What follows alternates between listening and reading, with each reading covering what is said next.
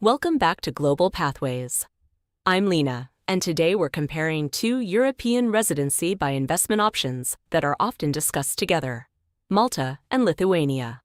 Malta has built a strong reputation as a premium destination with structured residency and citizenship pathways. At the same time, Lithuania is gaining attention as a more flexible and business-focused alternative. And there's a reason for that. According to Visa Index, the Lithuanian passport ranks 11th globally, with visa-free or visa-on-arrival access to around 181 destinations. But beyond mobility, the long-term benefits are what really stand out.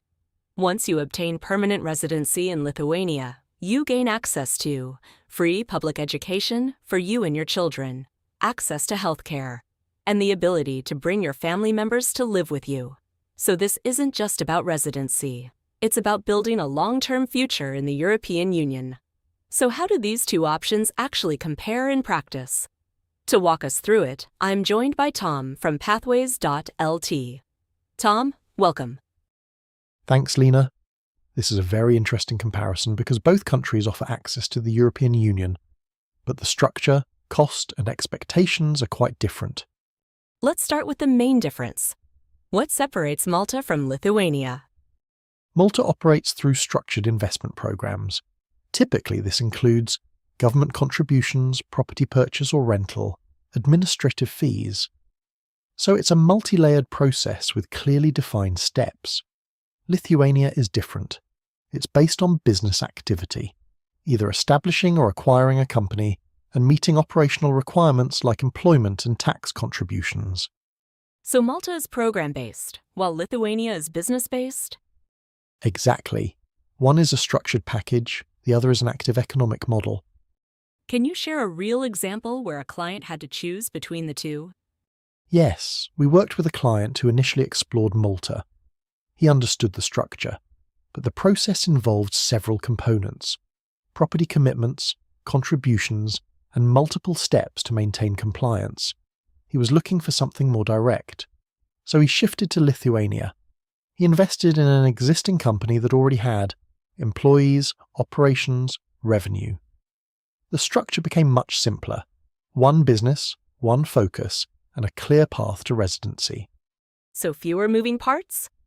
Exactly, and for many investors that clarity is very important. Let's talk about cost, because Malta is often considered a premium option. That's right. In Malta, the total cost can range from €150,000 to €300,000 or more, depending on the program structure. But most of that cost is tied to government contributions, property obligations, administrative requirements. It's not necessarily invested into an income-generating asset. Now compare that to Lithuania. If you allocate around €250,000 into a business, you're not just meeting residency requirements, you're building something operational.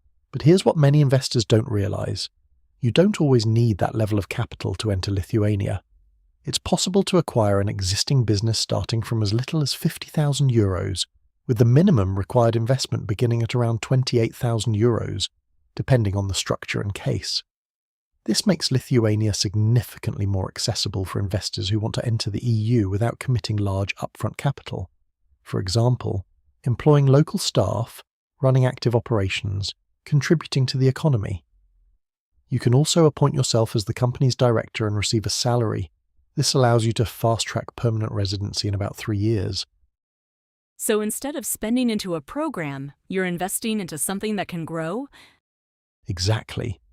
And financially, this is where the difference becomes very clear. A properly structured business at that level can generate around €1 to €1.2 million in annual turnover, with a 15 to 20% profit margin. That's roughly €120,000 plus in annual profit.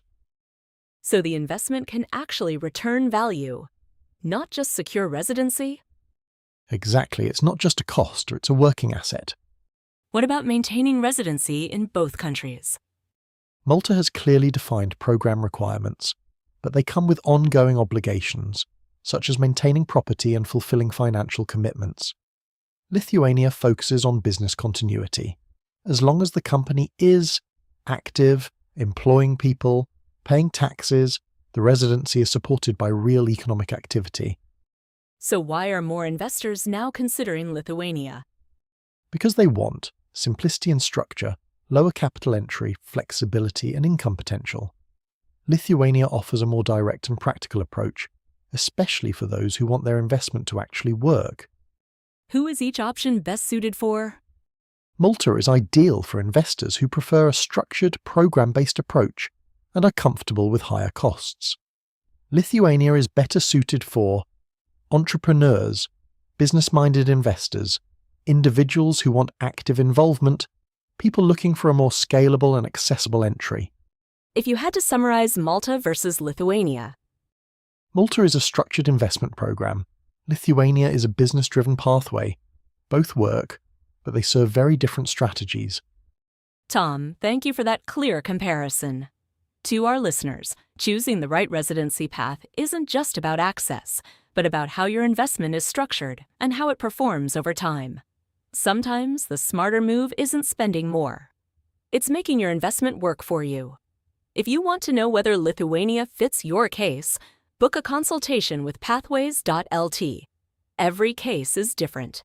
Get a professional assessment. This is Global Pathways by Pathways.lt. Until next time, stay strategic.